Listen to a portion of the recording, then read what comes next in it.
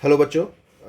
तो आज एक और problem path finder I think check your understanding से क्वेश्चन नंबर 17 और ये फ्लूइड मैकेनिक्स के चैप्टर से ली गई है।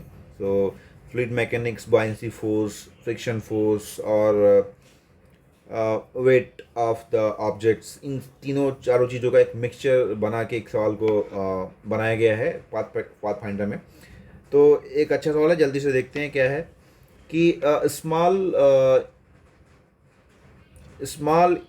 stone is suspended by a light inextensible cord from a helium filled balloon of radius r। ठीक है, आप क्वेश्चन पढ़ लीजिएगा।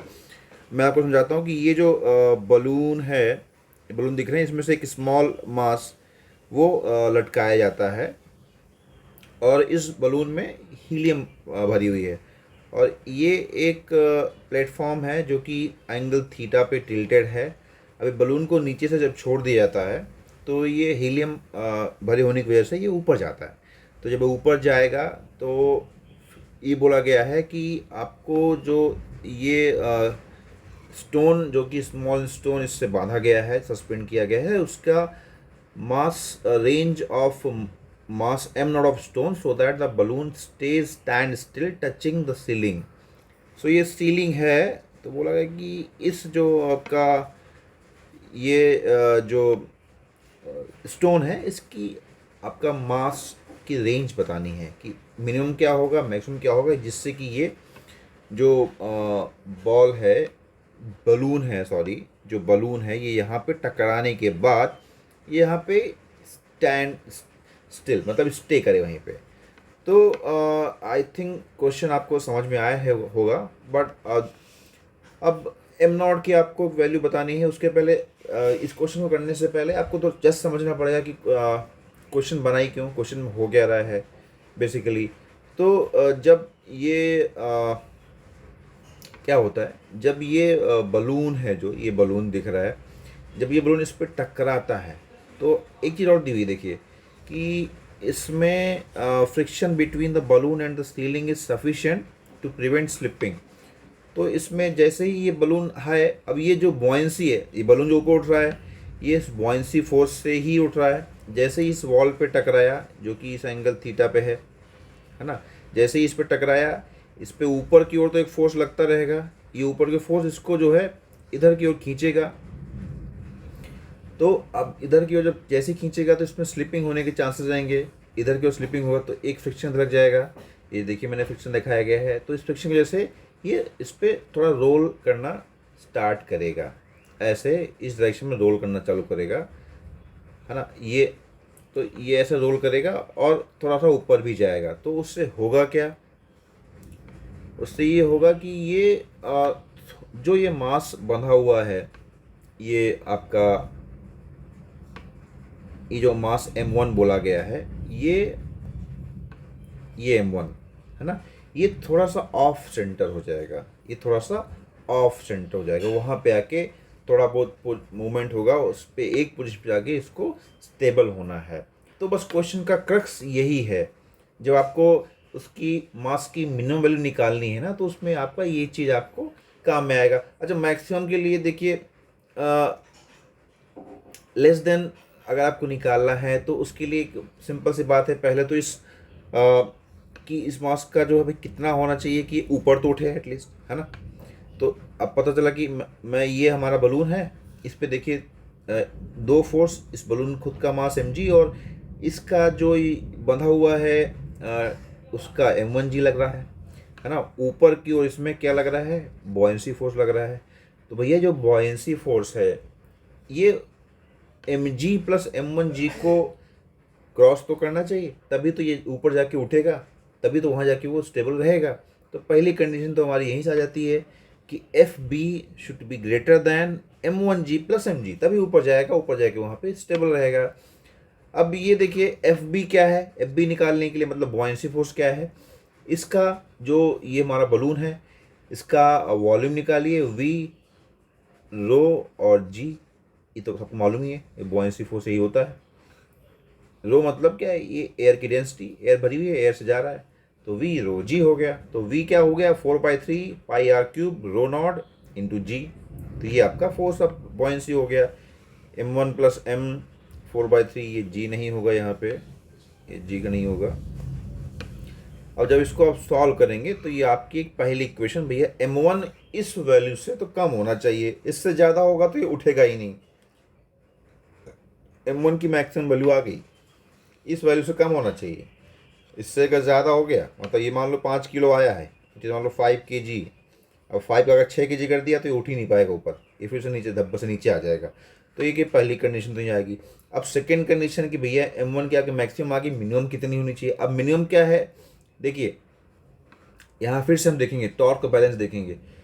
अगर अब देखिए थोड़ा सा, हाँ ये mg ये f, ठीक है, एक FB इसको इधर की ओर एक घुमाने का कोशिश करेगा, mg इधर की ओर घुमाने की कोशिश करेगा, M1g भी इधर की ओर घुमाने की कोशिश करेगा। तो जो ये टार्क हैं टॉर्क, इन टॉर्क से ये दो टॉर्क mg और M1g का टॉर्क, ये जो आपका बायंसी वाला फोर्स का टॉर्क है। अगर मैं पॉइंट ओ के अराउंड बात करूँ, पॉइंट ओ मैंने इसलिए लिया है क्योंकि पॉइंट ओ से ये आपका फ्रिक्शन लगता है और ये नॉर्मल रिएक्शन, तो ये सारे टॉर्क मेरे खत्म हो जाएंगे। तो इसके लिए मैं पॉइंट ओ के अराउंड अगर बात करूँ तो ये जो दो टॉर्क हैं ये जो है इस टॉर्क से बैलेंस होने चाहिए। अगर बैलेंस नहीं होंगे तो ये टॉर्क अगर आ गया तो ये आपको घुमाएगा और फिर ये नीचे लेके आएगा, है ना। तो देखिए फिर क्या क्या क्वेश्चन है, कुछ नहीं है, सीधा सा mg, ये जो mg है इसका टॉर्क, अगर देखिए ये एंगल थीटा है, देखिए ये एंगल अगर थीटा है तो ये एंगल भी थीटा हो जाएगा। ये आप लोग मैथमेटिकली देख सकते हैं, इसमें कोई बहुत बड़ी बात नहीं है। ये एंगल थीटा है तो ये एंगल भी थीटा हो जाएगा।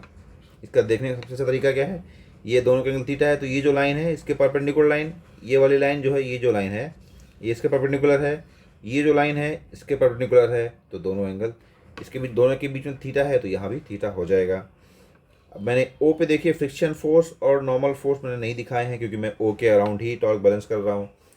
तो mg ये डिस्टेंस r साइन थीटा हो गई, है ना, यहीं पे mg लग रहा है तो ये distance mg r sine theta plus m1g, ये m1 है, m1g r साइन थीटा, मान लो ये एंगल अल्फा है, ठीक है, ये मैंने एक स्मॉल एंगल अल्फा में मान लिया, सस्टेन हो रहा है, ठीक है। तो m1g ये डिस्टेंस तो रहेगी साथ में ये डिस्टेंस भी आ जाएगी क्योंकि मेरे को यहाँ से निकालना है टॉर्क, तो यहाँ से लेके ये डिस्टेंस निकालनी पड़ेगी ना। तो ये डिस्टेंस प्लस ये डिस्टेंस, ये वाली डिस्टेंस, तो ये डिस्टेंस कितनी है, ये डिस्टेंस देखिए ये r साइन अल्फा है, तो मैंने वही लिखा है mg r sine theta plus m1g r sine theta plus sine alpha should be greater than और equal to 4/3 pi r cube rho g r sine theta. ये जो है बॉयंसी फोर्स का टॉर्क मैंने लिख दिया। ये टॉर्क जो है इससे होना चाहिए, नहीं तो क्या है, बॉयंसी फोर्स का टॉर्क उसको ऊपर लेके आता रहेगा, है ना। जो बॉयंसी फोर्स ऊपर ले जाने की टेंडेंसी है वो सीधा उसको ऊपर ही ले जाता रहेगा। तो जब इसको सॉल्व करेंगे इजी है, कोई दिक्कत नहीं है, बस जी आर काट दीजिए, अब ईजी है, इसमें कोई दिक्कत नहीं है। m1 should be greater than equal to, ये इक्वेशन आपका बन के आ जाएगा।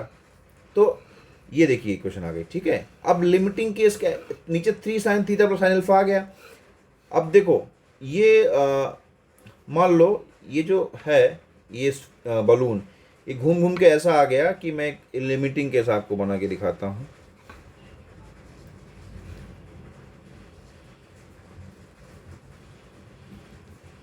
ये हो यहाँ पे आ गया मान लो ये बलून, ठीक है, ये m1g, ये आपका mg, तो ये जो अल्फ़ा मैं बना रहा था ये अल्फ़ा कितना होगा, 90 हो गया। अब इस कंडीशन में ही जो है ये m1g का टॉर्क सबसे मैक्सिमम हो रहा है।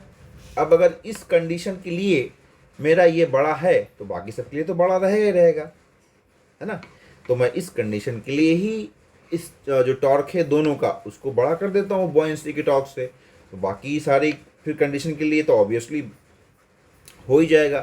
तो इसके लिए तो हमें m1 की एक मिनिमम वैल्यू निकालनी है ना, मिनिमम वैल्यू। तो मिनिमम वैल्यू के लिए क्या आएगा, जो टॉर्क को मैं मैक्सिमाइज करूँगा इसके वहीं पे वैल्यू मिनिमम आएगी भैया कि इतना तो कम से कम m1 होना ही चाहिए कि इस वाली लिमिटिंग केस में, क्योंकि यहाँ पे क्या है टॉर्क, इसका जो टॉर्क आ रहा है m1g का वो मैक्सिमम टॉर्क है, तो उस केस के लिए मेरा m1 की मिनिमम वैल्यू निकल के आएगी।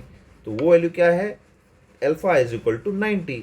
तो ये हमारा इक्वेशन आ गई, m1 should be greater than equal to 4/3 pi r cube rho sine theta minus 3m sine theta divide by 3 1 plus sine theta. So I hope ये क्वेश्चन आपको एक्सप्लेनेशन समझ में आया होगा, और इस क्वेश्चन को आप पहले अपने से ट्राई कर सकते हैं, that will be better actually. So चलिए मिलते हैं नेक्स्ट क्वेश्चन में।